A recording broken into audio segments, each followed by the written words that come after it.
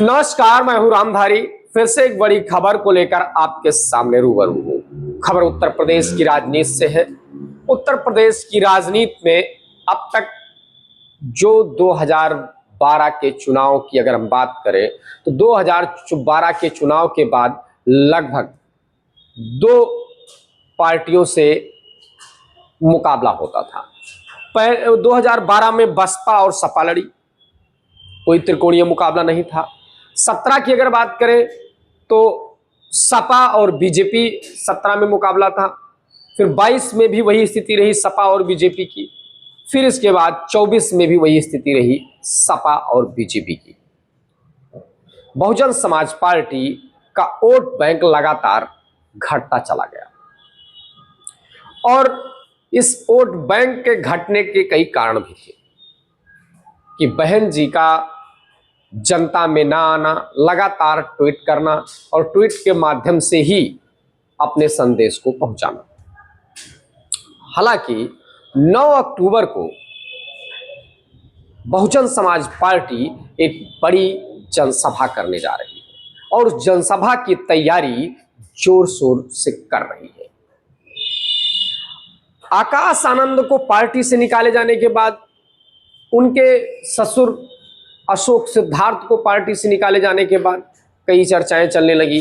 कई पार्टी के दिग्गज नेताओं को लगातार निकालने के बाद पार्टी में जो ऐसी स्थितियां आई कि कार्यकर्ता लगातार पार्टी से दूर होता गया और उसका नतीजा था कि 2024 में पीडीए फार्मूला समाजवादी पार्टी का पूरी तरीके से हिट हो गया।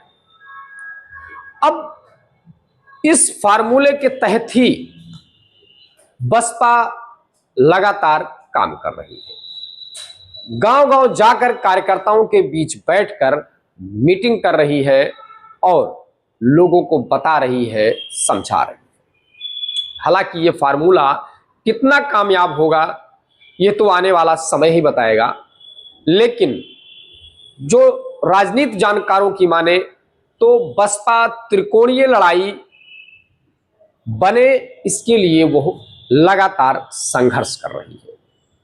बसपा की त्रिकोणीय लड़ाई का मतलब है कि जिस ओबीसी, दलित, अति दलित और जो है अल्पसंख्यक के वोट के आधार पर समाजवादी पार्टी 2024 में इतनी प्रचंड जीत हासिल की, उसका नतीजा पीडीए फार्मूला ही रहा। लेकिन अगर बसपा जोर शोर से अपने वोटर्स को रिझाने में कामयाब होती है तो जाहिर सी बात है ये समाजवादी पार्टी और बीजेपी दोनों के लिए भारी पड़ेगा। क्योंकि अगर बात दलित वोट बैंक की करें तो दलित वोट बैंक 17 में शिफ्ट हुआ बीजेपी की तरफ, 22 में भी शिफ्ट हुआ, लेकिन 24 में वही वोट बैंक सपा की तरफ से हुआ। तो जो ये वोट बैंक है वो माना जाता है कि बसपा के कोर वोटर है, लेकिन बसपा के एक्टिव ना होने की वजह से यह लगातार पार्टी से अलग हो रहे थे। लेकिन अभी फिर से जब विश्वनाथ पाल को प्रदेश अध्यक्ष बनाया गया है और संगठन को लगातार मजबूत करने की तैयारी चल रही है, तो संगठन में लोगों को जोड़ने की तैयारी चल रही है, तो कार्यकर्ताओं को एक उम्मीद जगी है कि अब की बार बसपा मजबूत स्थिति में आएगी। अच्छा, इस आधार पे बसपा के मजबूत होने के आधार पे ही जो वोटर्स हैं वो फिर से वापस आए।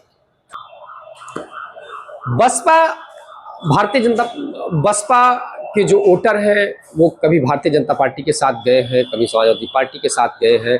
हालांकि बसपा के साथ जब रहे हैं तो बसपा हमेशा प्रचंड बहुमत से जीतती रही है, लगातार मायावती मुख्यमंत्री बनी, लेकिन अभी ऐसी परिस्थितियां नहीं बनी। लेकिन 9 अक्टूबर को रैली होने जा रही है, उसको लेकर बसपा बड़ी तैयारी कर रही है। आकाश आनंद को नेतृत्व दिया गया है, साथ ही साथ पुराने नेताओं को भी पार्टी में लगातार जोड़ने की कोशिश की जा रही है और इस आधार पे ये कहा जा सकता है कि बसपा की अगर मजबूत वापसी होती है तो अन्य पार्टियों के लिए यह सोचने का विषय जरूर होगा।